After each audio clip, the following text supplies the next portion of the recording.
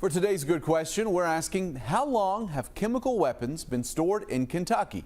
The Bluegrass Army Depot began operations in 1942. That was 3 years before the end of World War II. It served as an ammunition, general supply storage facility. The chemical weapons started arriving as early as 1944, but public affairs officers tell us the majority of the nerve agent weapons actually arrived in the mid-1960s. In 1997, the United States signed on to the Chemical Weapons Convention, and planning the destruction of the nation's stockpile started. There were multiple stockpiles across the country, as shown on this map, but now there are only 2 left. They are in Pueblo, Colorado, and Madison County. Destruction here started in 2019.